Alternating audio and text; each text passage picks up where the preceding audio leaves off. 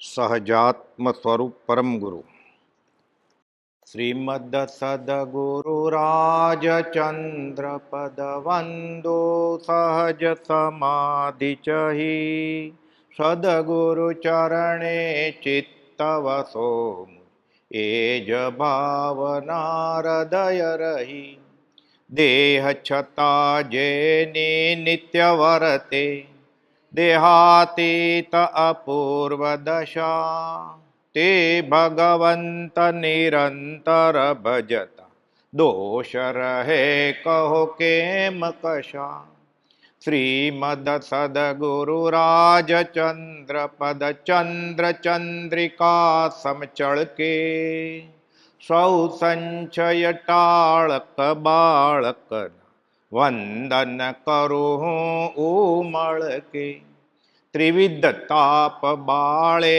કળિકાળે મહામોહ મુંજવી મારે સુરતરુ સમ સદગુરુ જીવને ત્યાં આશ્રય દઈને ઉગારે સુરતરુ સમ સદગુરુ જીવને આશ્રય દઈને ઉગારે.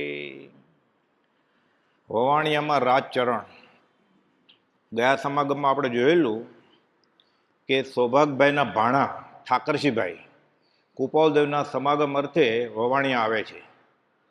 થોડા પ્રસંગ જોયેલા આપણે, થોડું પુનરાવર્તન કરીએ કે સંવંત 1952ના ચોમાસામાં લીમડીવાળા કેશવ નત્તુ જે 706મો પત્ર કુપાલદેવે લખ્યો છે ને કે મુમુક્ષુને માંડ આજીવિકા જેટલું ચાલે તો ઘણું છે, એટલે પેટ ભરાય તો જલસા છે. કે મુમુક્ષુને માંડ આજીવિકા જેટલું ચાલે, માંડ મહેનત કરીને, બસ વધારે શું જોઈએ? કે વધારે થયું એટલે પરિગ્રહ, પરિગ્રહ પાપનો પિતા છે. કે એ પત્ર કેશવ નથુને લખેલો, લીંબડીવાળા ઉચ્ચ કોટીના મુમુક્ષુ હતા.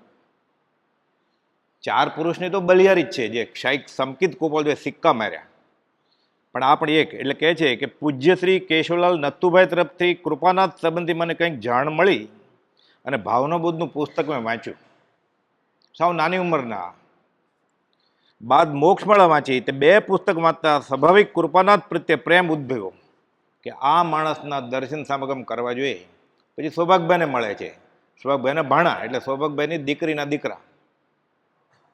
તો કે છે જ્ઞાની પુરુષ, તું દર્શન સમાગમે જા, તારું કલ્યાણ થશે, પણ સ્વચ્છંદ નહીં કરતો, આજ્ઞામાં રહેજે. કે મારે વવાણીએ જવું થયું અને તેમના પ્રસંગો સંવંત 1953ના માક્ષરવદ 4 થી માક્ષરવદ 8 સુધીમાં વવાણીયા હું એને ઘરે રહેલો. હસ્તાક્ષરમાં નોંધ છે એની. પછી કુપાલદેવને બધું પૂછે છે. સવારના 10 વાગે સ્ટેશનેથી ઉતરીને પાધરુ કૃપાનાથના ઘેર મારું જવું થયું એટલે કુપાલદેવ સીધું કહે છે, આવ ભાણા. એટલે નવાઈ લાગી કે મને ભાણા કહે છે, આ તો જ્ઞાની ને હું તો બોધ માટે આવ્યો છું. એટલે કુપાલદેવને ખબર પડી. કુપાલદેવ સૌભાગભાઈનો ભાણો એટલે અમારો ભાણો જ કહેવાતું. પણ ભાણા અને મામા બંને સરખા, એટલે કુપાલદેવની ઉંમર અને આ ભાણાની ઉંમર સરખી જ. કેમ કે કુપાલદેવ કરતા સૌભાગભાઈ 44 વર્ષ મોટા હતા. એટલે સૌભાગભાઈની દીકરી અને એનો દીકરો કેવડો હોય? એટલે કુપાલદેવ જેવડો જ હોય કે થોડોક નાનો હોય. એટલે કુપાલદેવ કહે આવ ભાણા. એટલે વિસ્મયથી હું જોવા માંડ્યો કે સૌભાગભાઈનો ભાણો એટલે અમારો ભાણો જ કહેવાય. કે પછી આ તો આમ ડરતા ડરતા સમાગમમાં આવેલા, પણ દર્શન તો થઈ ગયા એટલે રાજી. અને બહુ ખબર ન પડે, શાસ્ત્ર બહુ વાંચ્યા ન હોય એટલે જ્ઞાન જ્ઞાનીની આશાત ને એવું કંઈ ખબર ન પડે. એટલે મનમાં આવે પૂછી પણ લે. તમે તો અમારા પરોણા છો, કુપાલદેવ કહે છે. ભલે આવ્યા. જમીને ઉઠ્યા, જમવા બેઠા. જમીને ઉઠ્યા પછી કૃપાનાથની સેવામાં હું બેઠો. કૃપાનાથે ઉદાસીનતાથી મને પૂછ્યું કે તમે શું જોઈને અહીંયા દોડે આવો છો? અહીંયા ત્યાગ ભેળ્યો, વૈરાગ ભેળ્યો છે? આવા પ્રશ્ન પૂછે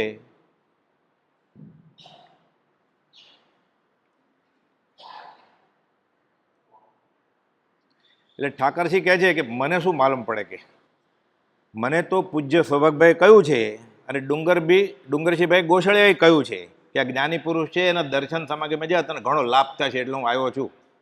મારો શાસ્ત્રનો કાંઈ અભ્યાસ નથી અને જ્ઞાની પુરુષ ગણી અત્રે હું તમારા દર્શને આવ્યો છું. આપ કૃપાળુના સદગુરુ છો એવું મને સૌભાગભાઈ અને ડુંગરસિંહ ગોસ્વાળે કહ્યું છે. મને આડો અવળો ગૂંચવતા નહીં તમે. જે બોધ આપવાનો એ આપજો, મને કંઈ પૂછતાય નહીં તમે ધર્મ બાબતમાં કે હું શું કરું છું. એ આમ તો વ્યસન હતું તમાકુનું ને એવું બધું, આગળ આવશે. એટલે કહે છે મને કંઈ ગૂંચવશો નહીં. અને આત્મજ્ઞાન સંબંધી પૂછ્યું કે આ સંકિત કેમ થાય. એટલે કુપાલદેવ કહે છે તને હમણાં ન ખબર પડે કે અમે સૌભાગભાઈ સાથે વાત કરતા હોય ને ત્યારે વાત સાંભળવાની બધી. હાલ તું કાંઈ સમજી શકે એમ નથી. બપોરે હું કૃપાનાથની સાથે ઠાકર મંદિરે ગયો, ત્યાં 2 સંન્યાસી 12 ગામથી આવેલા. આ બધા વવાણિયાના જ પ્રસંગો આપણે જોઈએ છીએ. પાછળથી જણાવ્યું કે તે સંન્યાસીઓ ખાસ કૃપાળુનાથની વિદ્વતા જોવાને 12 ગામથી પરીક્ષા દાખલ આવેલા. એ કૃપાળુ તો સાવ નાના, બધા ઉત્તરના સંન્યાસીઓ આવે, બધા વેદાંતી હોય, અભ્યાસી હોય, સંસ્કૃતના અભ્યાસી હોય, હિન્દી બોલે. કૃપાળુ ગુજરાતીમાં જવાબ આપે, સમજે બધું. બધા અગ્રાગ્રહ સવાલ પૂછે કે મોક્ષ થાય પછી જીવ ક્યાં વયો જાય. વેદાંતમાં એમ કે મૂળ લઠ્ઠા સાથે ભળી જાય. જૈનમાં એમ કે છે કે બધા જીવ સ્વતંત્ર છે. કૃપાલ તો જવાબ આપે. સંન્યાસીઓ સમીપે કૃપાનાથે 2 હસ્તે પ્રણામ કરી કૃપાનાથ નીચે ગોદડા ઉપર બિરાજ્યા. એટલે સંન્યાસીઓને લાગ્યું કે આ તો અમારો વિવેક કરે છે, વિનય કરે છે, અને છોકરાને કંઈ આવડતું નહીં હોય. એટલે કહે છે જૈન મેં કુછ નહીં હે, બડા મલે છે કે ચારવાક મેં સે ઉત્પન્ન હોય. એટલે જૈનેતર શું માને છે કે જે જગત કરતાને ન માને એ બધા નાસ્તિક ધર્મ કહેવાય. તો તીર્થંકર કેવળી કે જૈન દર્શન જગત કરતાને માનતું નથી, ઈશ્વરને માને છે કે જેને એક પણ કર્મ બાકી ન હોય એ ભગવાન. કરતા ઈશ્વર કોઈ નહીં, ઈશ્વર શુદ્ધ સ્વભાવ. એ કંઈ કરતા નથી અથવા પ્રેરક તે ગણે તો ઈશ્વર દોષ પ્રભાવ. એટલે તીર્થંકર એમ કે છે કે આ જગત સૌ પોતપોતાના કર્મે જીવી રહ્યા છે અને જળ ને ચેતનના સંયોગે આ સંસાર ઊભો થયો છે. કોઈ ઉપર 1000 હાથવાળો બેઠો નથી. એટલે આ લોકો કહે છે કે જૈન તો ચારવાક મેં સે ઉત્પન્ન હોય, મિલે છે કે જગત કરતા તો માનતું નથી. એટલે કુપાલદેવને એમ કે અમે દબાવી આ નાના છોકરાને જૈન માર્ગની દુગંછા કરવા માંડીએ. એટલે કૃપાનાથે પૂછ્યું કે તમે તમારું તો વાંચ્યું છે, જૈનના કોઈ શાસ્ત્રો કે પ્રાચીન ગ્રંથો કાંઈ અવલોક્યા છે? ઉપલક દ્રષ્ટિએ વાંચ્યા છે કાંઈ કે જૈન કોને માને છે ને શું માને છે? તો કે ના, અમે કંઈ વાંચ્યું નથી. તો કે તમને એમ છે અમારે તો જૈન અમારો મત અને વેદ તમારો મત પરમત, એવું અમારા દ્રષ્ટિમાં છે જ નહીં કાંઈ. કે વેદને તમે એક્સપાન્ડ કરશો, વિસ્તારશો તો જૈન ધર્મ છે, જૈન ધર્મને સંકોચશો તો વેદાંત છે. એ તમારે એવું છે કે આ સ્વમત ને આ પરમત, અમારે કાંઈ નથી. હવે નાનો એવો બાળક કે યુવાન એમ કે અમારે એવું કાંઈ છે, એટલે કેટલો અભ્યાસ હોય શાંતિથી. અને ઓલા તો દલીલ કરીને અપમાન કરવા જ આવ્યા છે, દુગંછા કરે છે જૈન ધર્મની. કે અમારે એવું કાંઈ નથી કે જૈન અમારો મત છે અને વેદાંત તમારો મત છે. જ્ઞાનીની દ્રષ્ટિએ સમજો તો બધું સરખું જ છે. અને છેલ્લે ત્યાગ વૈરાગ પ્રગટશે, પૂર્ણ વિતરાગતા આવશે ત્યારે સર્વજ્ઞ થશે, ત્યારે બધું ખબર પડશે એક આત્મા છે કે બધા આત્મા છે. અમે અમારી યથાશક્તિ જૈન અને વેદના પુસ્તકોને અવલોકન કરેલું છે કે આ ઉંમરે કે અમે વેદના તમારા પુસ્તક અમારી શક્તિ પ્રમાણે અમે વાંચી લીધા છે. પણ તમે જે કહો છો કે નાસ્તિક છે કે ચારવાક મેં ઉત્પન્ન હોય, આ વ્યાજબી નથી. કેમ કે તમે જૈનના શાસ્ત્રો વાંચ્યા જ નથી. અમારી દ્રષ્ટિએ અમને એમ લાગે છે કે જૈનને સંક્ષેપીએ તો તે વેદ છે અને વેદને વિસ્તાર તો જૈન છે. અમને કંઈ લાંબો ભેદ બહુ જણાતો નથી. અને ઉપદેશ બોધની દ્રષ્ટિએ તો બંને સરખા જ છે. વેદ એમ કે છે બ્રહ્મ સત્ય જગત મિથ્યા. એટલે એમ કે જે દેખાય છે એ કંઈ છે જ નહીં, જે નથી દેખાતું એ છે. તો બરોબર છે, 5 ઇન્દ્રિયોથી જે જાણવામાં આવે એ બધું પૂતગલ જ છે ને, આત્મને કંઈ ખપનું નથી. આ તો અનાદિકાળથી સંયોગ થયો છે આ ચેતનનો જળ સાથે, એટલે એમાં ફસાણો છે. એટલે બ્રહ્મ સત્ય જગત મિથ્યા સાચું જ છે ઉપદેશ બોધની પરિણામે. પણ તીર્થંકરને સર્વજ્ઞને પૂરું જ્ઞાન છે. એટલે કે જે દેખાય છે અને નથી દેખાતું એ પણ છે, પણ જે દેખાય છે આપણે કામનું નથી. એટલું ત્યાં ઉમેર્યું પૂર્ણ જ્ઞાનને લીધે. બાકી ઉપદેશ બોધ માટે બંને બરોબર જ છે કે બ્રહ્મ સત્ય જગત મિથ્યા. એટલે આપણને જે દેખાય છે ને આ પતિ, આ પત્ની, આ માતા પિતા, ભાઈ બહેન, આ દોસ્ત, આ દુશ્મન, આ બધું કર્મના ખેલ છે. એ કર્મ બદલી જાય ત્યારે દુશ્મન દોસ્ત થઈ જાય અને દોસ્ત દુશ્મન થઈ જાય. માં બેન થઈ જાય, બેન પત્ની થઈ જાય, પત્ની દીકરી થઈ જાય. પૂર્વનું જ્ઞાન થાય ત્યારે ખબર પડે કે માં કહીને કોને બોલાવી મારે, બેન કહીને કોને બોલાવી.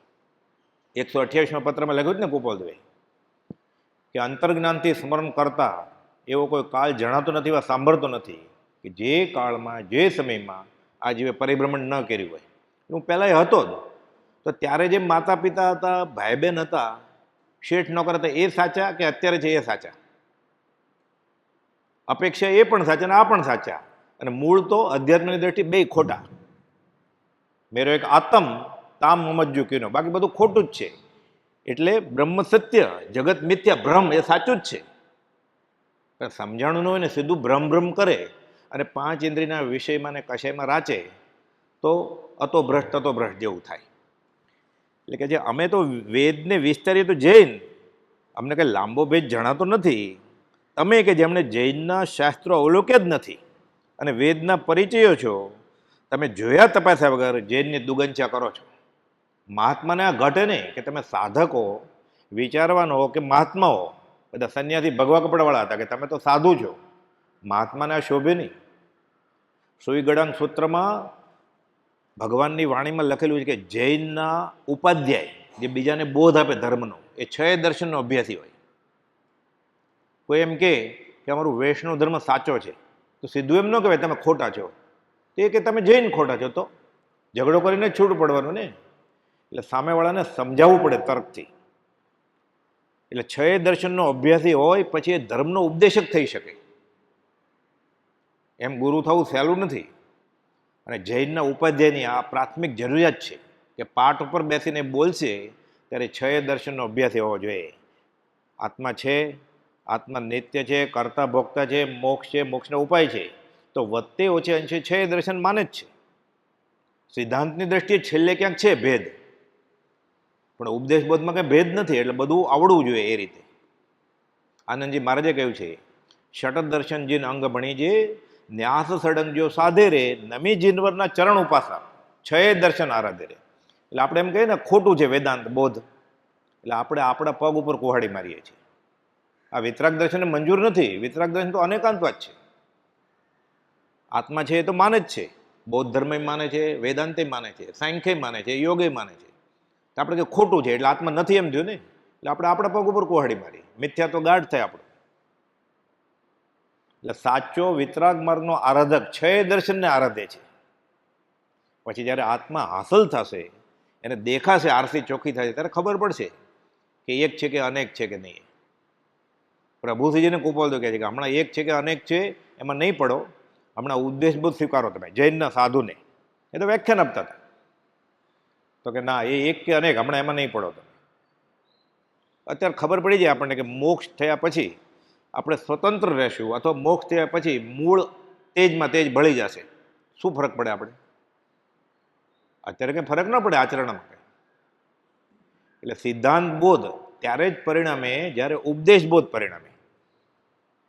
તો આપણે શું થાય, સિદ્ધાંત બોધમાં મજા આવે, સ્વચ્છંદ કરી શકાય, સામેવાળો પૂછી ન શકે કાંઈ. એટલે જે કરવું એ કરાય, જે બોલવું એ બોલાય. અને સામેવાળા સિદ્ધાંત બોધનું તો કાંઈ બહુ અભ્યાસ હોય નહીં, એટલે જે બોલે એ ચાલે. એમાં વચમાં થોડું સંસ્કૃતમાં બોલે, શહેરમાં વાંચન હોય તો ઇંગ્લિશમાં બોલે થોડું, એટલે કે આ જ્ઞાની લાગે છે એવું થાય ને. એટલે કુપાલદેવ 506મો પત્ર જે લખ્યો છે લંબાણપૂર્વક થાણાંગ સૂત્રની દ્વિભંગીની શાખે, કે જ્યાં સુધી ઉપદેશ બોધ પરિણમે નહીં ત્યાં સુધી સિદ્ધાંત બોધ ભલે વાંચે, સાંભળે, લખે, બોલે, અને પરિણામ જ ન થાય. એટલે ઠામ ઠામ તીર્થંકરે જીનેશ્વર ભગવંતે ઉપદેશ બોધ જ બોધ્યો છે. છેલ્લે પછી સમ્યક દર્શન થઈ જાય પછી એ 6ઠ્ઠે ને 7મે ગુણસ્થાને કે ઝૂલતા હોય ને પ્રમત અપ્રમતમાં, ત્યારે નિયમસાર ને સમયસર કાઢીને વાંચવા બેસે પછી. કેમ કે સતત આત્મામાં નથી રહી શકતા. એટલે ધ્યાન અને સ્વાધ્યાય, ધ્યાન અને સ્વાધ્યાય, એટલે આત્માનું ધ્યાન તૂટી જાય. એટલે સ્વાધ્યાયમાં આવે ત્યારે એની જેવા જ કક્ષાને બીજા એવા, એની સાથે આ નિશ્ચયની વાતો એ ચર્ચે અને શુભમાં રહે, અશુભમાં ના વયા જાય. આ તો હજી પહેલા ગુંઠણમાંથી બહાર નથી આવ્યો. 5 ઇન્દ્રિયો કાબુમાં નથી એની. અને હું આત્મા છું એમ ચાલે. અને માળા કરે આત્મ ભાવના ભાવતા આખી રાત હાર્મોનિયમ ઉપર, હાથ દુખે એટલું. હાર્મોનિયમનો અવાજ હોય ને એટલે મોઢેથી ધીમેકથી બોલવું પડે, જીભ ન દુખે, મોઢું ન દુખે, એમ થાય ભક્તિ. આત્મ ભાવના ભાવતા એટલે કુપાલદેવ કે આત્મા છું કરે છે, વોસી રે આત્માને જ વોસરાવી દીધો. કુપાલદેવ કહે છે ઉપદેશ છે એમ. એટલે પ્રભુશ્રીજીને ગોપાલદેવ આમ કહેતા હોય દેવકંજી મહારાજને કે ઉપદેશ બોધ ન પરિણમે ત્યાં સુધી સિદ્ધાંત બોધ પરિણમે નહીં. એટલે ગોપાલદેવના આવા પ્રસંગ આ બધા જોઈએ છે ને આપણે, એમાંથી આખો અધ્યાત્મનો માર્ગ છે, આ મોક્ષનો માર્ગ, કે જે શાસ્ત્રો વાંચીને વર્ષો પછી ન સમજાય, એકાદ પ્રસંગ ધ્યાનમાં આવે અને આત્મસાત થાય તો ખબર પડી જાય કે હું શું કરું છું અધ્યાત્મમાં.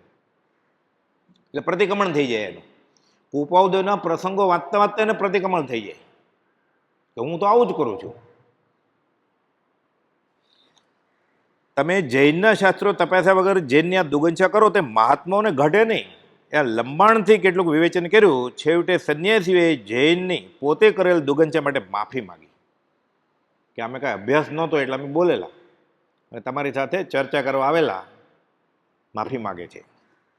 કૃપાનાથ તરફથી વેદને અનુસરતું એક પ્રશ્ન પૂછ્યો. પછી ગોપાલદેવને ખબર પડી કે હવે ઢીલા પડ્યા છે અને પાત્ર થયા છે, એટલે વેદનો એક પ્રશ્ન પૂછે છે.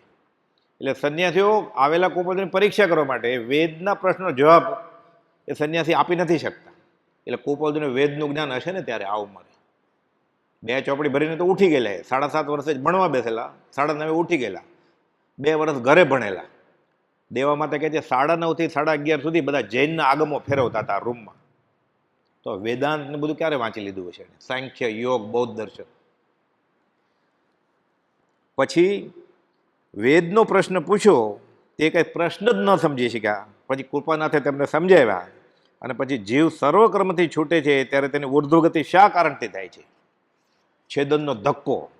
ગયા સમાગમ આપણે જોયેલું કે કુંભારનો ચાકડો, મશાલની જ્યોત ઊંધી રાખીએ તો જ્યોત તો ઉપર જ જાય. પછી તુંબડી ઉપર માટી ચોપડી હોય અને પાણીમાં નાખી દઈએ આપણે, ધીરે ધીરે માટી ઓગળતી જાય અને તુંબડી ઉપર આવતી જાય. એમ કર્મ ઘટતા જાય અને જીવ ઉપર આવતો જાય. એમ બધા કર્મ વયા જાય એરંડાના બીની જેમ, ત્યારે છટકે સ્પ્રિંગની જેમ. પણ ઉપર જ કેમ જાય? પૂર્વ પ્રયોગાદિ કારણના યોગથી ઉર્ધ્વગમન સિદ્ધાલય પ્રાપ્ત સુસ્થિત. જો પહેલાં જે કર્મ હતા રેલવેના યાર્ડમાં, એન્જિને ધક્કો માર્યો હોય કન્ટેનરને, એટલે ટ્રેક ઉપર સાઇડિંગમાં બધા કન્ટેનર જતો હોય મોટા, 10,000, 20,000 કિલોગ્રામ. આપણને તો એન્જિન તો છે નહીં, કેવી રીતે જતા હશે? દૂર એન્જિન ઊભું હોય, ધક્કો મારી જ હોય, પછી એન્જિન તો ઊભું જ હોય. એ જ્યાં સુધી એ ધક્કો ચાલે, એ એન્જિન ડ્રાઈવરે એટલો જ ધક્કો માર્યો હોય કે એ સાઇડિંગમાં આવીને ઊભું રહી જાય. થોડુંક એકબીજાને ભટકાય એટલે બધા બરોબર એકબીજા સાથે બાજુમાં ઊભા રહી જાય. આ પૂર્વ કર્મના ધક્કે જેવું. 13માંથી 14મે ગુણ સ્થાનકે શૈલેષીકરણ થાય પછી 5 રસ્વ અક્ષર બોલીએ એટલો સમય છે ખાલી. શૈલેષીકરણ એટલે ડુંગર જેમ અડોલ, મન વચન કાયના યોગ રૂંધી નાખે, વયો જાય ત્યાં સાદી અનંત કાળમાં. એટલે ગોપાલદેવ સમજાવે છે 4 કારણો. સૌથી સહેલો દાખલો મશાલનો. જ્યોત હોય, મીણબત્તી પેટાવીને ઊંધી રાખે તો જ્યોત તો ઉપર જ જાય, આડી રાખો તો ઉપર જાય, અને ઉપર ઊભી રાખો તો ઉપર જ જાય. એ કેમ? એનો ગુણ છે. એમ શુદ્ધાત્માને કાર્મણ અને તેજસ શરીર ન હોય ત્યારે ઉપર જવાનો ગુણ છે, પૂર્વ પ્રયોગ આદિ કારણના યોગથી. આ સમજાવે છે વેદાંતિઓને. એ લોકોને તો એક જ કારણ ખબર હતી, છેદનનો ધક્કો. એટલે ગોપાલદેવ છેદન કા ધક્કા કહીને પહેલો તો કારણ સમજાવે છે, બીજા 3 ઉમેરે છે.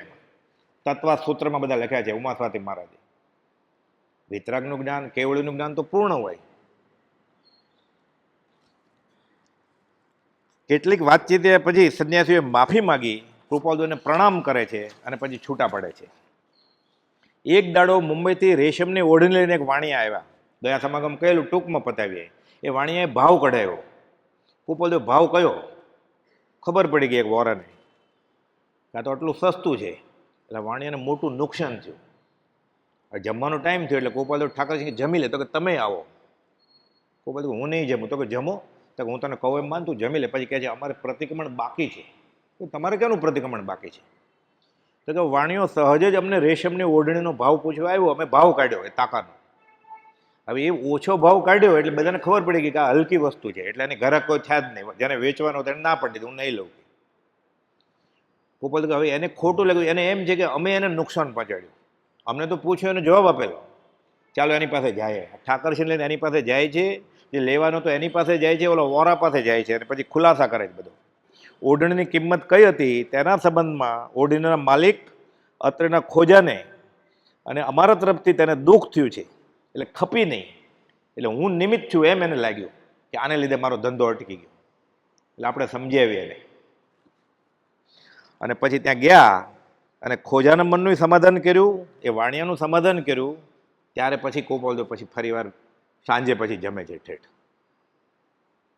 એટલે પોતાના મન વચન કાયાના યોગથી આ ઉંમરે ગોપાલદેવ બીજાને દુભવતા નહોતા.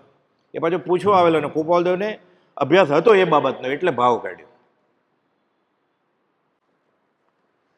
પછી ત્યાંથી મંદિરે ગયા અને મંદિરના બાવા તરફથી માલુમ પડ્યું કે ગઈકાલના સંન્યાસીઓ આજે ચાલ્યા ગયા છે, કે હવે પૂછવાનું કંઈ બાકી નથી. એટલે ગોપાલદેવ ફરીવાર ગયા કે આજે હોય તો ફરીવાર કંઈક થોડા પામે બોધ અને એનું કલ્યાણ થાય. એટલે ગોપાલદેવ ઓલા લઈને જાય છે.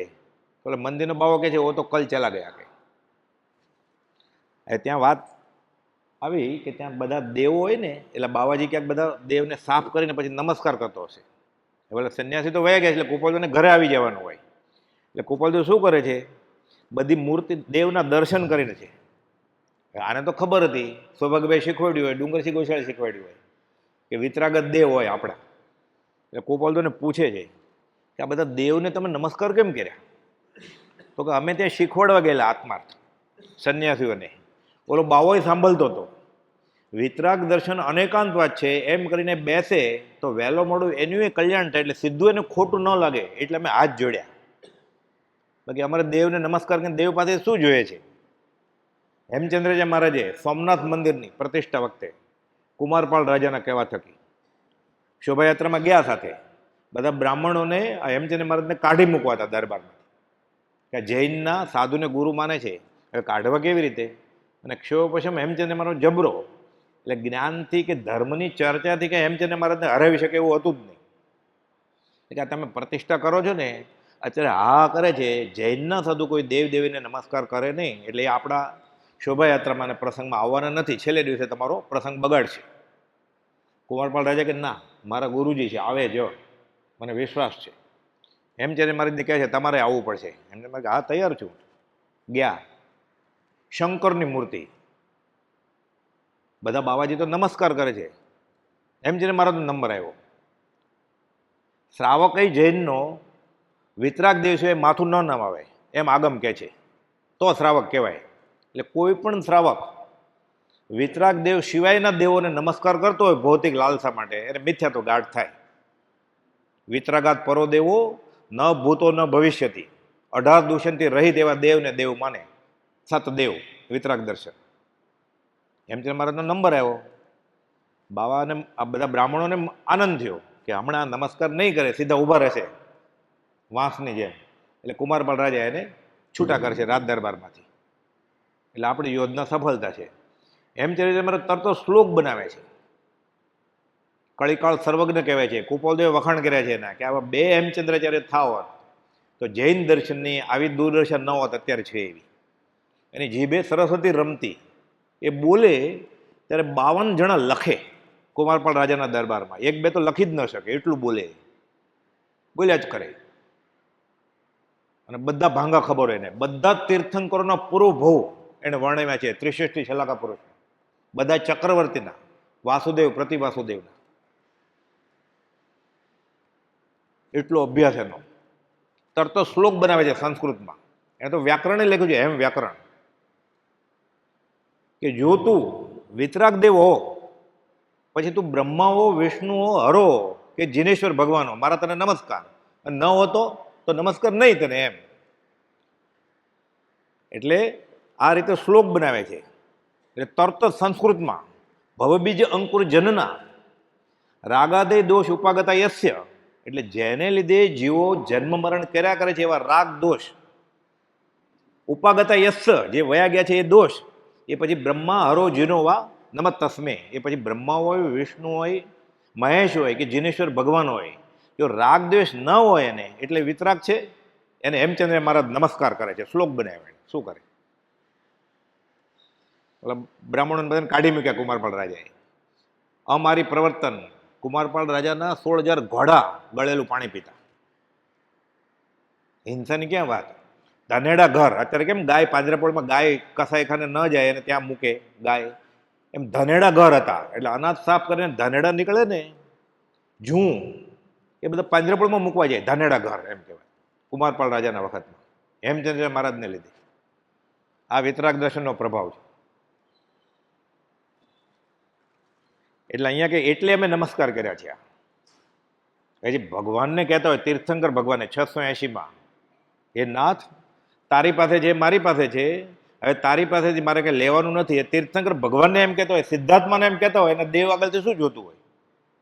દેવદેવીની તુષ્માનતાને શું કરવી છે? આ તો 20મી વર્ષે લખ્યું છે કુપાલદેવે. પણ જ્ઞાનીનું આચરણ ન સમજાય એટલે આપણને ગડબડ થાય. સામેવાળા જીવનું વહેલામાં વહેલું કલ્યાણ થાય. સમય માત્રના અનવકાશે સમસ્ત લોક સ્વરૂપસ્થ હો. વચનામું 430. આ સત્પુરુષના ભાવ હોય આવા. એ કુપાલદેવ કે કોઈ સીધે રસ્તે ચડતો હોય ને, તમે જઈને નમસ્કારે કરીએ કે જો વિતરાગના માર્ગમાં ચડતો હોય તો, અને નહીં તો માથે ચક્રવર્તી રાજા હોય તોય ન માનીએ એનું. 339મો પત્ર છે ને, કોઈનો દોષ નથી, અમારો દોષ છે, અમે કર્મ બાંધ્યા છે. આ વચનામૃતમાં અધૂરો છે પત્ર. આખો પત્ર ઈડરથી મળેલો છે. એ શ્રી સૌભાગ પ્રત્યે આગાસથી પ્રગટ થયો એમાં છપાયેલો છે. એમાં કુપાલદેવ લખ્યું કે અમારી માથે ચક્રવર્તી રાજા હોય, રેવાશંકર નહીં પેઢીએ, ચક્રવર્તી રાજા હોય એનું ન માનીએ. જો આત્માર્થમાં નીતિ નિયમમાં બાદ થતો હોય તો. પણ કોઈ વિતરાગના માર્ગે ચડતો હોય તો અમે સામે ચાલીને નમસ્કાર કરવા જાય કે આ દાત છે ને વિતરાગની પ્રભાવ નથી.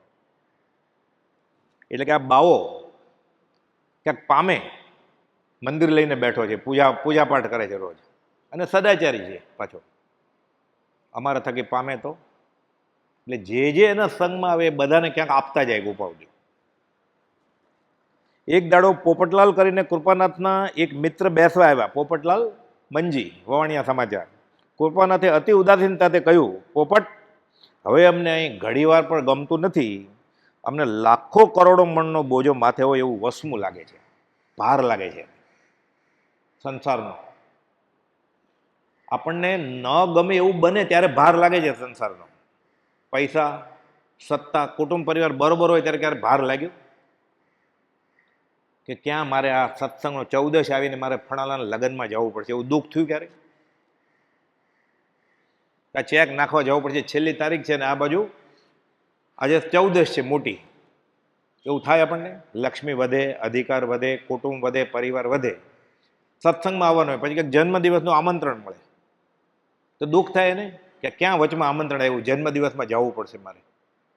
કુપાલદેવ કહે છે અમને લાખ કરોડ મણનો માથે બોજો હોય એવું લાગે છે, ભાર લાગે છે ને આ સંસારમાં.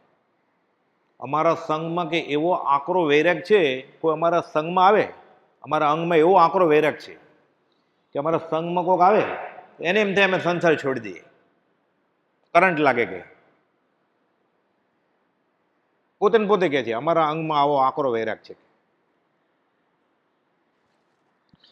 ઘણું કરી તે જ રાત્રે પોતાના ગૃહસ્થાશ્રમના એક ઓરડામાં કૃપાનાથ બિછાનામાં બિરાજેલા હતા. તે વખતે હું તેઓ શ્રીની સેવા કરવા ગયેલ. સૌભાગભાઈ કહ્યું સેવા એટલે પગ પગ દાબવા માંડે. સાહેબ, આ કાળે મોક્ષ હોય, જૈન લોકોને આ બેસી ગયું હોય ને, અને ડુંગરસિંહ ગોસ્વામી બધી સિદ્ધાંતની વાતે બહુ કરે. સૌભાગભાઈ કુપાલદેવને ફરિયાદે કરે છે કે હમણાં ગોસળીઓ સિદ્ધાંતની વાતો બહુ કરે છે, અને ઘણા બધાને મુક્ત ધર્મથી વિખૂટા પાડી દે છે કે તમે ક્યાંક ઊંચી પાયરે લાવો એમ. હવે સાંભળ્યું હોય ત્યાંય જતા હોય એટલે સાંભળીને કુપાલદેવને પૂછે છે સાહેબ આ કાળે મોક્ષ હોય? આને શું જવાબ આપે કુપાલદેવ? ભલા આચાર્યોને આમાં કન્ફ્યુઝન થાય છે અત્યારે પણ. એટલે કુપાલદેવ કહે છે કે શ્રી ભગવતીજીના પ્રસંગોથી સંભવતો નથી. ભગવતી સૂત્ર, ભગવતી આરાધના એ દિગંબરી ગ્રંથ છે, અને ભગવતી સૂત્ર એ શ્વેતાંબરી ગ્રંથ છે. કોકને એક જ શાસ્ત્ર વાંચ્યું હોય જૈનનું ખાલી આગમ, બધા ન વાંચવો હોય, અવકાશ ન હોય, તો કુપાલદેવે કહ્યું છે ભગવતી સૂત્ર વાંચે એટલે આખા જૈન દર્શનનો સાર એને મળી જાય. બધા પ્રશ્નોના જવાબ છે, પ્રશ્ન અને જવાબ, પ્રશ્ન અને જવાબ. ગૌતમ ગણધર ને બીજા ગણધરો પૂછે, ભગવાન મહાવીર જવાબ આપે. શ્રી ભગવતીજીના પ્રસંગથી આ કાળમાં મોક્ષ સંભવતો નથી, અને શ્રી ચંદ્ર પનપ્તિ કે સૂર્ય પનપ્તિ સૂત્રના કોઈ પ્રસંગથી સંભવે છે. વધારે તને ખબર ન પડે, અમે સૌભાગભાઈ સાથે બેઠા હોય ત્યારે તારે સાંભળવું. મોક્ષ મોક્ષ એટલે શું એમ પૂછે તો શું ખબર પડે? આપણે તો ગોખેલું જ બોલવાનું ને. આપણે કોઈ પૂછે ભગવાન એટલે શું, એટલે ગોખ્યું હોય, સાંભળ્યું હોય, વાંચ્યું એ જ બોલીએ ને. આપણે અનુભૂતિ તો છે નહીં કે આપણને. જ્યારે પોતાને આત્મા અનુભવમાં આવે ત્યારે પછી છૂટવું એ શું હશે, પરમાત્મા પણ શું હશે એ ખબર પડે ત્યારે. અને કૃપાલદેવે તો કહ્યું છે કે ચોથા ગુણસ્થાને કે પહોંચે એટલે સમ્યક દર્શન થઈ જાય, પછી સાતમા વાળાને કે આગળની દશાનું કંઈક ખબર પડે. અને ખરેખર તો બેફાટ આત્મા અનુભવમાં આવે સાતમે ગુણસ્થાને કે, પછી સાતમાથી ઉપરની દિશા પછી ખબર પડે. એ કૃપાલદેવને આપણે ખાલી એટલું માનતા હોય કે સાતમા કરતાં આગળ છે. 450માં કૃપાલદેવે લખ્યું છે કે અજ્ઞાન યોગી પણ આ દેહ ધર્યો ત્યારથી નથી, એટલે સમકિત લઈને આવ્યા છે ભગવાન મહાવીર પાસેથી. આટલું જો આપણે સ્વીકારીએ, આગળ 201માં કૃપાલદેવ લખે છે કે આજે સાક્ષાત અનુભવ પ્રાપ્તિ છે. આ તો ક્યારની વાત છે, માહવત ત્રીજ ગુરુવાર સંવત 47ની વચનામૃત 201માં સૌભાગભાઈને લખે છે. એ સૌભાગભાઈ પૂછ્યું હમણાં તમારી દેશે કેમ વર્તે છે, એટલે કૃપાલદેવ લખ્યું આજે સવારે સાક્ષાત અનુભવ પ્રાપ્તિ થઈ છે, બેફાટ આત્મા અનુભવાણો છે. આ સાતમું થયું. પછી તો કૃપાલદેવ આ તો સંવત 47ની વાત છે. સંવત 1947 સમકિત શુદ્ધ પ્રકાશ્યું રે ધન્ય દેવતાઓ. પછી તો કેટલું જીવ્યા કૃપાલદેવ? 10-10 વર્ષ જીવ્યા. એટલે કૃપાલદેવની દશા જો સાતમા ગુણસ્થાનથી ઉપર હોય એ આપણે ત્યારે જ ખબર પડે જ્યારે આપણને સાતમા ગુણસ્થાને કે પહોંચે ત્યારે. આ સિદ્ધાંત છે. વ્યાખ્યાન સર 1માં 139 ને 142 બોલમાં કૃપાલદેવ આ સિદ્ધાંત આપ્યો છે કે શાસ્ત્રમાં એમ કહેવાય છે કે પહેલા ગુણઠાણાવાળાને ચોથાની ખાસ ખબર ન પડે, પણ અપૂર્વકરણની નજીક આવ્યો હોય તો સંકિત શું હશે એ બુદ્ધિથી ખબર પડે પહેલા ગુણઠાણાવાળાને. એટલે આપણને બધાને કે સંકિત શું હશે, ખાલી આત્મા અનુભવની વાત નથી. ચોથું ગુણઠાણ એટલે વ્યવહાર સંકિત થઈ જાય એને સાતમા વાળાની ખબર પડે, અને સાતમે પહોંચે પછી કૃપાલદેવની ખબર પડે. હવે કૃપાલદેવને કોઈ માપતો હોય આપણામાંથી, એ સાચો હોય તો એ સાતમે હોવો જોઈએ, અને કાંઈ અનંતાનુમતિ કશાયમાં છે એમ સાબિત થાય. એ પછી મુમુક્ષુ હોય, સાધક હોય કે વાંચનકાર હોય, વ્યાસપીઠ ઉપર બેઠો હોય, એ કૃપાલદેવના ગુણઠાણા માપતો હોય તો કાંઈ એ સાતમા ગુણસ્થાને કે હોવો જોઈએ. એ સાતમા ગુણસ્થાને હોય એટલે ખબર પડી જાય એના નેણ વેણ શેણથી.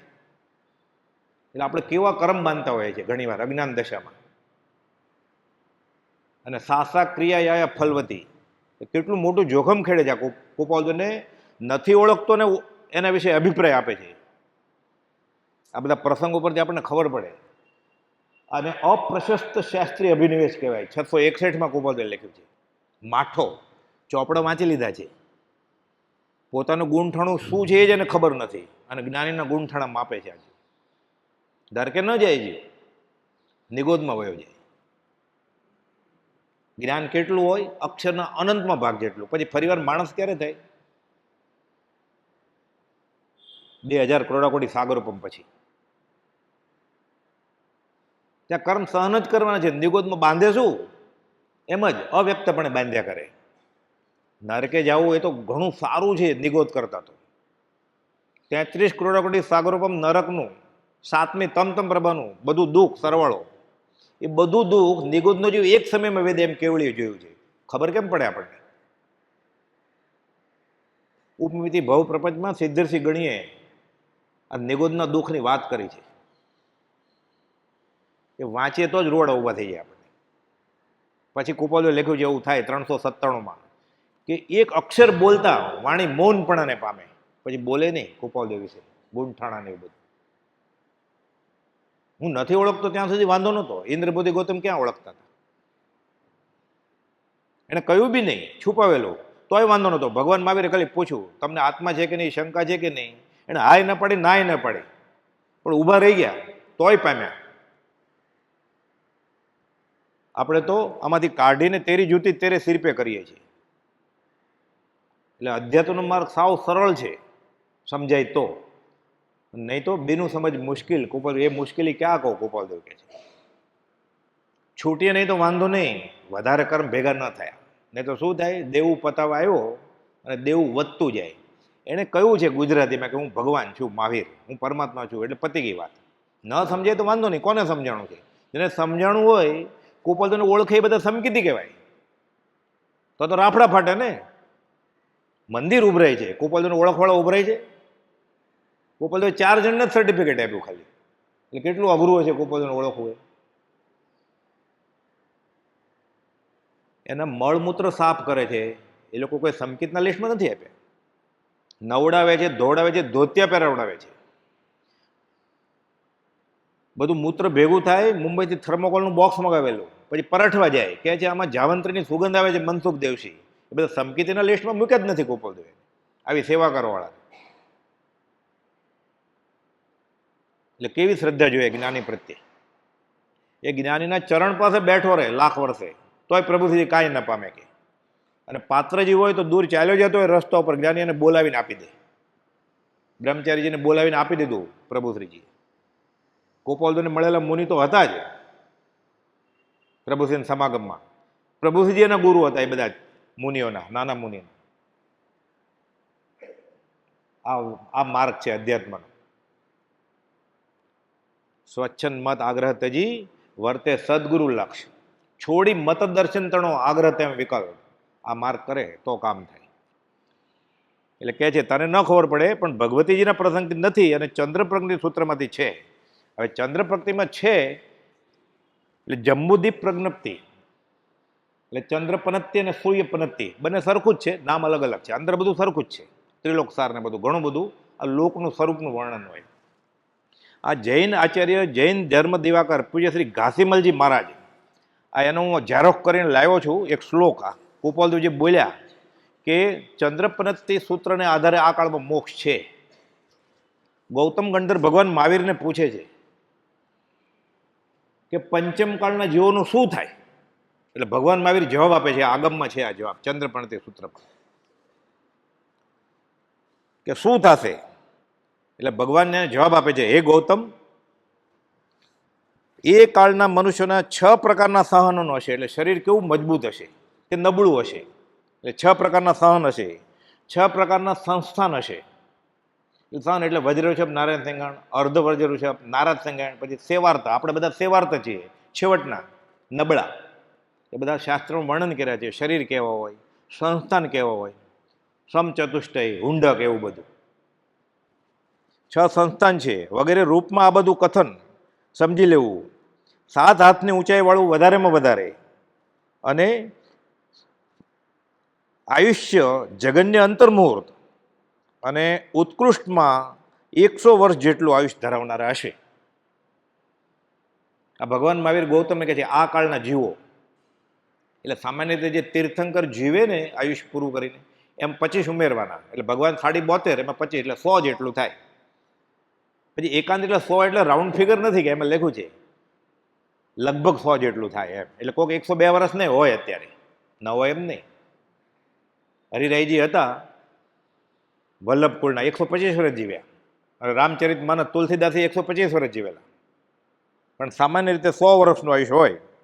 આટલું આયુષ્ય ભોગવીને પછી ક્યાં જશે? એટલે ભગવાન મહાવીર જવાબ આપશે, કેટલાક નરકે જશે, કેટલાક તિર્યંચ થશે, કેટલાક મનુષ્ય ગતિ પામશે, કેટલાક દેવગતિ પામશે, કેટલાક સિદ્ધ્યંતી એટલે સિદ્ધ પદને પ્રાપ્ત કરશે, કેટલાક બુદ્ધ્યંતી એટલે કેવળ જ્ઞાનથી ચરાચર લોકનું અવલોકન કરશે, કેટલાક મુચ્યંતે એટલે સમસ્ત કર્મોથી રહિત થઈ જશે, અને કેટલા પરિનિર્વાણથી શીતળીભૂત થઈ જશે.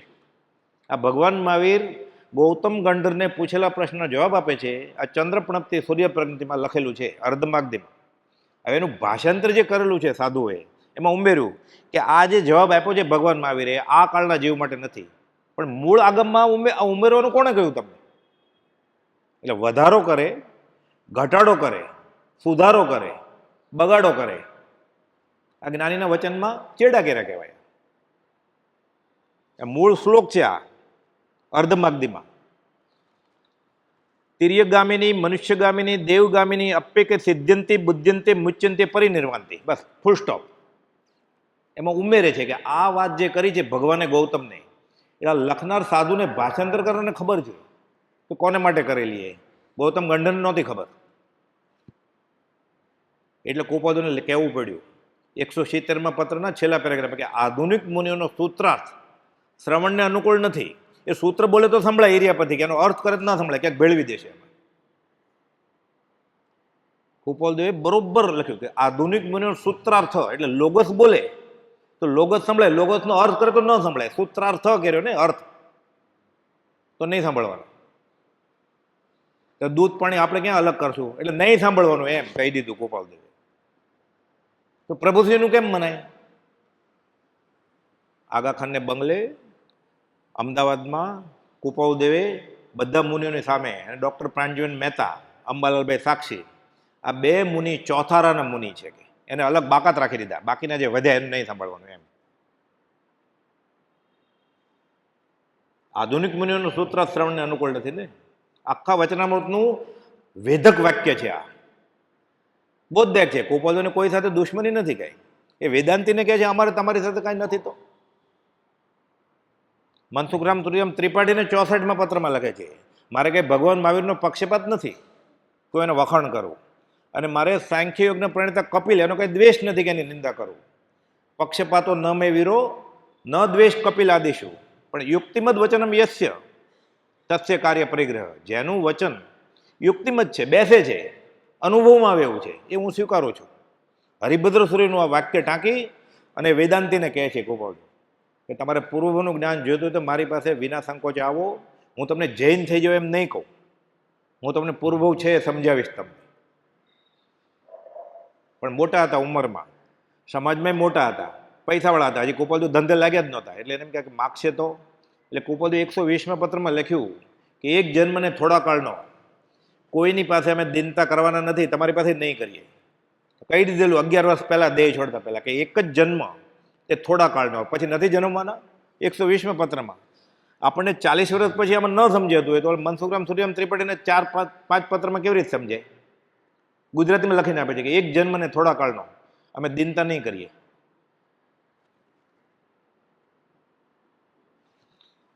કે છે તો પછી શું થશે આ કાળનું? પછી આગળ વાત આવે છે સમાયા કાલસ્ય પશ્ચિમે અંતિમે ત્રિભાગે ભાગત્રે ગણધર્મ સમુદાય ધર્મ.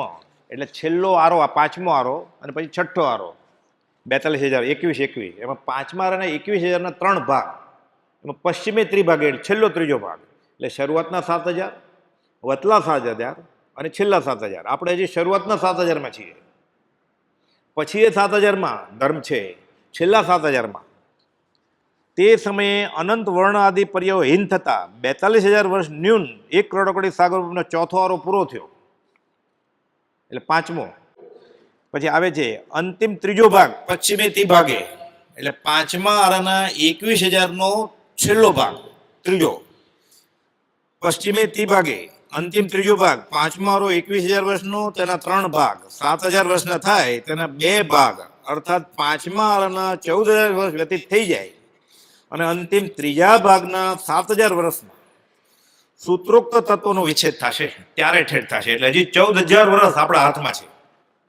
આપણે શા માટે ખમવું છે એટલું બધું આમ મળી ગયા પછી? ફરી વાર તો અહીંયા આવા એવું જ નથી. આવું હોય તો ન હોય. પછી જૈન શાસ્ત્રોમાં લખેલું છે કે વ્રતી શ્રાવક હોય આ કાળે, મંદ કશે થોડુંક પણ વ્રત આયુર્વેદ હોય, જે વિતરાગની આજ્ઞા, એટલે એકવાર તો દેવલોકમાં જવું જ પડે એને. અને દેવલોકનું આયુષ્ય 10,000 વર્ષ છે ઓછામાં ઓછું. થોડું પૂર્ણ મેં ફરી વાર આવે ત્યારે બધા હારા બદલી ગયા હોય, 5મો 6ઠ્ઠો બંને. તો પહેલા બીજા ત્રીજામાં આવીને શું કામ છે? તો અકર્મ ભૂમિ છે, કર્મ ખપે એમ જ નથી.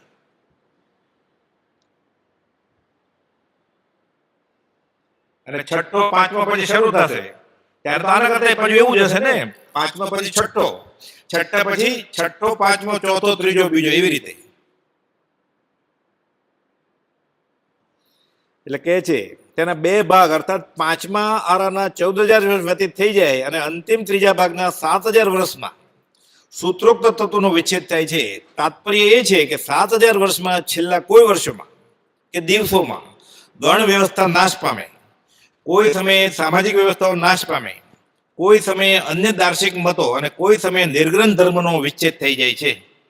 ત્યારે 5મા આરાના છેવાડે એટલે છેલ્લા 7,000 વર્ષ વચ્ચે એના છેવાડે આ રીતે ક્રમશ હાનિ થતા થતા અંતે છેલ્લે દિવસે બાદર અગ્નિનો પણ વિચ્છેદ થઈ જશે. એ બાદર અગ્નિ કે એની કોઈ સૂક્ષ્મની વાત જ નથી. આપણે તો મૂળ આ કાળમાં મોક્ષ છે કે નહીં, એ ઠાકર છે પ્રશ્ન પૂછ્યાનો જવાબ છે આમાં. ચંદ્ર પ્રજ્ઞપ્તિ ને સૂર્ય પ્રજ્ઞપ્તિ સૂત્રમાં આ ઠાકર છે ને ક્યાંથી સમજાય? આપણે વચનામૃત ફેરવ્યું છે ઘણી વાર તો આપણને ન સમજાય. હજી આ માર્ગમાં છીએ તો ઠાકર છે તો મળવા જ ગયેલો ખાલી દર્જે. એટલે કે તને હમણાં બધું સમજાય નહીં, પણ ભગવતી સૂત્રથી નથી, ચંદ્ર પ્રજ્ઞપ્તિ છે. આપણે કોઈ પૂછે સૂત્રનું નામ આવડે છે આપણને?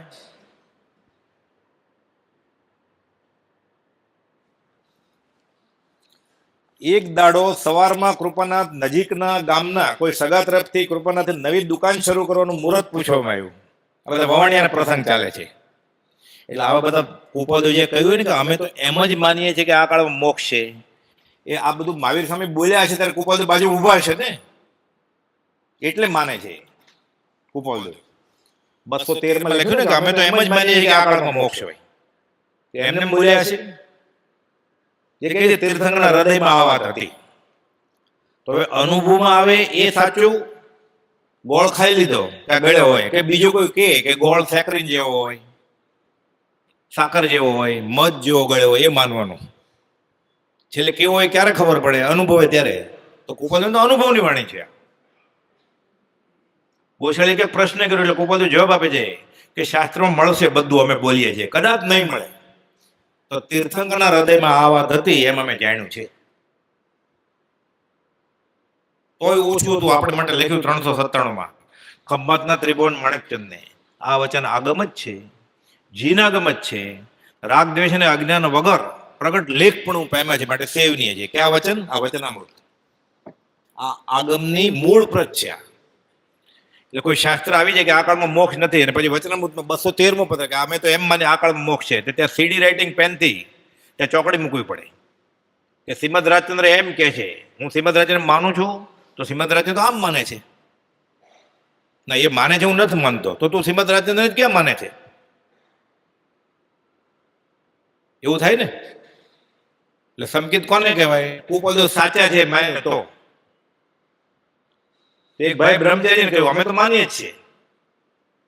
તો કે તમે આત્મસિદ્ધિ રોજ કરો છો? તો કે હા. તો કે એમાં આવે છે સાધે તે મુક્તિ લે એમાં ભેદ ને કોઈ? તો કે હા.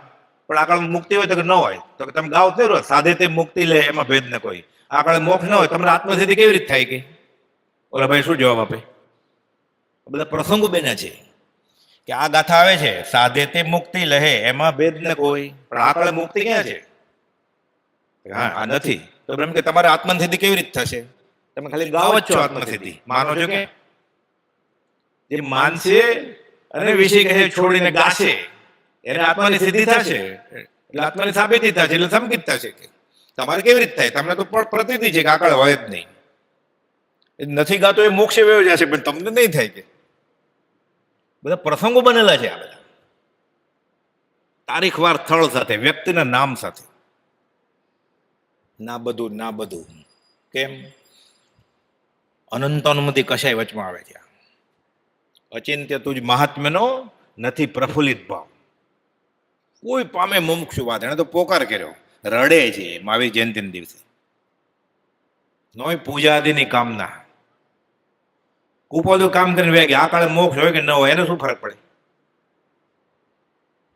અત્યારે ભગવાન મહાવીરને આ કાળે મોક્ષ છે કે નથી મોક્ષ, ભગવાન મહાવીરને શું ફરક પડે? એ તો છૂટી ગયા, એ તો પોતાનું કામ કરીને વે ગયા. અને આ જીવને આ કાળે મોક્ષ ન હોય એમાં કેટલો ફાયદો? પણ એકડો ઘૂંટાઈ ગયો છે અવળો તો શું થાય? પ્રભુજી કે ઊંધી ઈંટ મૂકી છે. એટલે હજી મૂળમાં જ પ્રથમ ગ્રાસે મક્ષિકા છે, પહેલે કોળે માખી આવી, પેટ ક્યાં જ ભરાય? એટલે કુપોદને માનવું એ કેટલું અઘરું છે. ઓક સંજ્ઞા અને સંપ્રદાય સંજ્ઞા વચમાં આવે છે. એટલે અને થોડું ઘણું વાંચ્યું હોય તો અપ્રશસ્ત શાસ્ત્રીય અભિનિવેશ વચમાં આવે છે, ક્યાંક સાંભળ્યું હોય કુસંગના યોગે. એ મુમુક્ષુ સાચો હોય તો મહાત્માને ઓળખે ને, એટલે ગમે ત્યાં બેસી જતો હોય, ગમે તેને સાંભળવા હાથ જોડીને. થોડું ઘણું હોય એ વયું જાય પછી. એટલે બ્રહ્મચારી કહેતા કે તમને એક ભાઈને જવાબ આપે છે આમાં વચન પત્ર સુધામાં છે, તમને ગયા વર્ષે જેમ આ વર્ષે કુસંગનો વળગાડ વળગ્યો છે. કે એટલે ગમે તે માથા ભરાઈ જાય છે. ધર્મના નામે બે શબ્દ કાને પડે એટલે ગમે તે બેસતો તો જે હશે એ વયું જશે. સદાચાર નીતિ ક્યાંક પાલતો હોય, ઉકાળેલું પાણી પીતો હોય, આત્મા ક્યાં ખાય છે પીવે છે? એટલે 11 વાગે રાત્રે આઈસ્ક્રીમ ખાવા પડે, પછી આત્મા ક્યાં ખાઈ પીવે છે? ગોખાઈ ગયું. જોતું તું વેદે બતાવ્યું. પછી ડાયાબિટીસના સ્પેશિયલી ડોક્ટર એમ કે અઠવાડિયામાં 3 વાર ચાસણી પીજો, 2 ચમચી, વાંધો નહીં આવે. પછી જ્યાં જઈને પૂછીએ સૌ થાપે અહમ એવું. એટલે કુપોદે 631 લખ્યું ઠેકાણે ઠેકાણેથી પૂછવાથી આ માર્ગ મળે એમ નથી. ઠેકાણે ઠેકાણેથી ન મળે. ક્યાં કોક વિરલા સત્પુરુષ વિચરે છે, ગોપાલે લખ્યું છે 125 વર્ષ પહેલા. પછી એને આપણે ઓળખી જાય એવી આપણે મુમુક્ષતા દીપી નીકળી હોય. એક ભાઈને નવી દુકાન કરવી છે, ગોપાલને મુહૂર્ત પૂછવામાં આવ્યા. ગોપાલ કે આ જોશીનું કામ છે, અમારું કામ નથી. એટલે પછી શું કરે, જે આવ્યા હોય ને કાં રવજી બાપાને કાં દેવા માતાને લાગવગ લગાડે. એ ગોપાલ અમે જોશ જોવાના કામ બંધ કર્યા છે, હવે અમુક જોતા નથી કે અમે આત્માની વાત સિવાય બીજું કંઈ કરતા નથી. હવે હું વવાણીયાથી રવાના થતી વખતે મને કૃપાનાથે જણાવ્યું કે ઘણું કરીને અમારે સાયલે જવાનું થશે, તે વખતે બને તો સાયલે આવજો, કારણ કે ત્યાં ઘણા તરફથી ઘણા બધા પ્રશ્નો પૂછાય અને સૌભાગભાઈ સાથે અમે બેઠા હોય ત્યારે તમારે સાંભળવાનું. અહીંયા ઉભડક કાંઈ તને બધું અધ્યાત્મ ખબર ન પડે. હવે ચંદ્રપગ્ન બિચારા નામે ક્યારે સાંભળ્યું હોય શાસ્ત્ર. મને આ શ્લોક ગોતા 4.5 મહિના થયેલા તો કે કુપોદે લખ્યું છે કેમ કે ચંદ્રપગ્ન આ કાળે મોક્ષ એમ લખ્યું છે એમ. કુપોદ બોલે એટલે હોય જ ને ક્યાંક તો મળે. કારણ કે બધે એમાં વધારો ને સુધારો ઘટાડો કરી નાખ્યો હોય. પછી મહેસાણા જઈને મળ્યું, ત્યાં 1000 જૂના પુસ્તકો મળે બધા.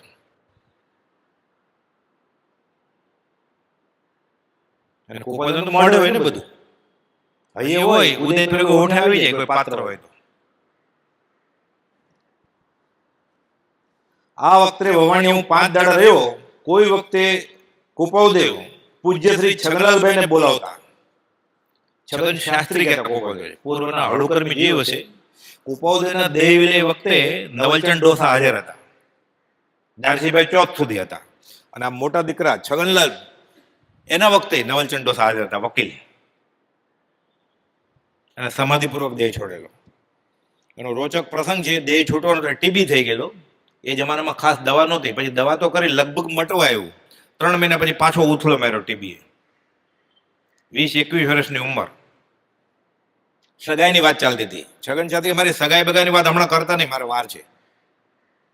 હવે એને જ્ઞાનમાં ખબર પડી ગઈ કે કુપાલદેવ ઈડર પણ લઈ ગયેલા એકવાર, જે નીચે તળેટીમાં બેસાડી રાખેલા.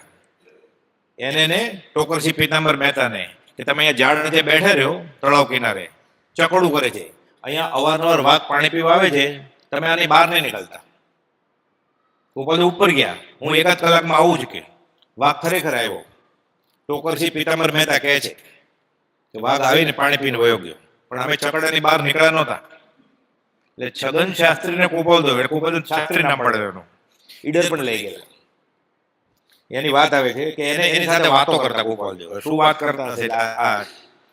ઠાકરસિંહ કહે છે એ ઠાકરસિંહને મરણ વખતે પછી એટલી વેદના થતી હતી, એટલે રાત્રે નવલચંદ ડોસા બધા મ્યુઝિક સાંભળવાના ગ્રામોફોન, ઓલો કૂતરાનો માળો ને ઇઝ માસ્ટર હોય થાળી જેવું, એ લઈ આવ્યા. છગન છાત્રી ના પાડે છે મરણ પછી, મારે આવું નથી સાંભળવું. તો કે તમારા મનને મનોરંજન થાય. તો કે નહીં, બંધ કરો આ. પછી અમદાવાદથી આત્મસિદ્ધિ શાસ્ત્ર બહુ પુણ્ય કરે પણ તે અપૂર્વ જે રેકોર્ડ કરેલું હોય એવું ગ્રામોફોન લઈ આવ્યા. એ સાંભળ્યું અને સવારના 7 વાગ્યા સુધી, રાતના 3 થી સવારના 7 સુધી સાંભળ્યું અને સવારે દેહ છોડ્યો. પછી એ કુપાલદેવ એની સાથે વાત કરતા હતા, પણ શું વાત કરતા હતા હું કઈ સમજતો નહોતો, બહુ યાદ નથી મને. છગનભાઈ સાથે વાત કરતા હતા અને મેં મારા દોષો જે થયા હતા એ સાહેબજીને પ્રગટ કર્યા અને પ્રાયશ્ચિત માંગેલું. અને વ્યસન પણ કરતા હતા. એટલે કુપાલદેવે કહેલું કે તમાકુ બમાકુ બધું છોડી દેવાનું. કુપાલદેવને તમાકુની બહુ ચીડ હતી. કેટલાને છોડે એવું છે, ઝવેર બાપાને, ત્રિભુવનભાઈ ખંભાતનાને, આ ઠાકરસિંહને. લગભગ પહેલાના શેઠિયા બધા હુકો બગડાવતા હોય. ખાલી રવજી બાપાને બંધ ન કરાવી શકે કુપાલદેવ. એકવાર ઠપકો આપ્યો પરમાર્થ કે માન વગરનો મનખો કે આ ભવને પર્વ બગડશે તમારા, તો રીસાઈ ગયા રવજી બાપા અને મોટી દીકરીને ઘરે વ્યા ગયા સાસરે. એટલે કુપાલદેવ પત્ર લખ્યો છે 931માં કે એટલું નાની વાત કહી એમાં શું ખીજાઈ ગયા. સાંજે ચતુર્ભુજ બેચરને લખે છે કે એને સાંજની મેલમાં બેસાડી મોકલી દો પાછા. કે અહીંયા અન્ન પાણીની કે ધનની કઈ તાણ નથી, પણ થોડો ભવ સુધરે સદાજાથી જીવે તો, એટલે અમે આવું કહેલું. એટલે આવું છે. પૂર્ણ જ્ઞાની પણ સામેવાળો જે પાત્ર હોય તો સુધારી શકે, કે બધા ન સુધારી શકે. હવે જીજીબાના લગ્ન પ્રસંગ એટલે ગોપાલદેવની નાની બેન એમનો લગ્ન પ્રસંગ હતા. ગોપાલદેવ મુંબઈમાં હતા. 1951 મહા મહિનાની વાત છે. કોઈ સાંસારિક વાત કરવા આવે ત્યારે ગોપાલદેવ તો મુંબઈથી પધારેલા એટલે બીજા બધા આવે એટલે ગોપાલદેવ ખબર પડે એટલે 16 તરણે સૂઈ જતા. ગોપાલદેવ ઘસઘસટ ઊંઘતા હોય દોડે દિવસે. પછી વયા જાય કે આ તો રાયચંદ્રભાઈ સૂતા છે હમણાં વયા જાય. તરત જ ગોપાલ 16 તરણે અધ્યાત્મની વાત કરવા માંડે. હવે વાત એવી આવે છે કે અંબાલાલભાઈ અને સૌભાગભાઈ બંને કંકોત્રી નહોતી મોકલાવી તોય ગયેલા છે. સૌભાગભાઈ નો પત્ર છે ગોપાલદેવ પર. ગોપાલદેવ જવાબ આપ્યો છે 540 એટલે સૌભાગભાઈ ગોપાલદેવને પત્ર લખે છે કે જીજીબાના લગ્નમાં હું તો જવાનો જ છું વવાણિયા, મારે કઈ લગ્ન મગન નહીં કઈ, પણ તમારો સત્સંગ થાય. ગોપાલદેવ હું જવાનો જ મેં નક્કી નથી કર્યું હજી. સૌભાગભાઈ હું તો આવવાનો જ છું, પણ ગોપાલદેવ હું નથી જવાનો બેનના લગ્નમાં. અંબાલાલ આ બધું કહે છે ખંભાતથી કે હું બેન મારા લગ્નમાં આવવાનો છું, પણ ગોપાલદેવ મનમાં કે બે ક્યાં બોલાવ્યા છે તમને હજી, માન ન માન મેં તેરા મહેમાન. એટલે 540 મો પત્ર છે. સમય પૂરો થાય છે, થોડો લઈએ એમાંથી. એટલે ગોપાલદેવની દશા કેવી હશે? એની નાની બેનના લગ્ન છે 51 એટલે ગોપાલદેવની ઉંમર કેટલી છે? 33 માંથી 6 જાય એટલે કેટલી? 27 વર્ષ ઉંમર છે ગોપાલદેવની. એટલે સૌભાગભાઈ કહે છે હું તો આવવાનો જ છું લગ્નમાં, મેં બધી તૈયારી કરી લીધી છે. એટલે ગોપાલદેવ જવાબ આપશે જીજીબાના લગ્ન મહા મહિનામાં થશે કે કેમ તે સંબંધમાં વવાણિયાથી અમારા જાણવામાં કઈ આવ્યું નથી. સૌભાગભાઈને ખબર પડી ગઈ છે કે લગભગ મહા મહિનામાં લગ્ન છે. રેવાશંકરભાઈ બધા કહી દીધું હોય. ગોપાલદેવ મને હજી કોઈ જણાવ્યું નથી, મેં કોઈને પૂછ્યું નથી. એટલે 540 માં જવાબ આપે છે ગોપાલદેવ. તેમ એ બાબતમાં મેં કઈ વિશેષ વિચાર કર્યો નથી કે જાવું કે નહીં. સગી નાની બેનના લગ્ન છે. ગોપાલદેવ મોટા ભાઈ છે. રવજી બાપા તો કઈ વ્યવહારનું કામ કરતા જ નહીં. ગોપાલદેવના લગ્નમાં પણ રવજી બાપાએ કઈ કર્યું જ નથી. હજી ગોપાલદેવ કમાતા નહોતા એટલે પૈસા ઉધાર ગોપાલદેવ લઈ આવેલા મોટા બનાવીના ભાઈઓ પાસેથી. મોટા બનાવી પાસે નહોતા. 500 રૂપિયા પત્રો છે બધા ચતુર્ભુજ બેચરના કે મારી આગળ તો એટલા બધા પૈસા ક્યાંથી હોય લગ્ન થમાર માટેના. એટલે મારા ભાઈ આગળ છે એ ભાઈ કઈ ગોપાલદેવ માને નહીં. એટલે બનાવીના ભાઈને શું સંબંધ હોય શાળા સાથે? પછી 500 રૂપિયા ઉધાર આપ્યા. અને આ બધું રાવજી બાપા ખૂબ ભરી ભરીને બધાને સોપારી આપે. એટલે ગોપાલદેવ કહે છે કે બે સોપારી આપો સમાજના રિવાજ પ્રમાણે. તો રીસાઈ ગયા રાવજી બાપા લગ્નના દિવસે. આ બધી વાત સાંભળીએ જ્ઞાનીને આવા પ્રસંગો હતો એટલે કેટલું અઘરું છે અધ્યાત્મ એ.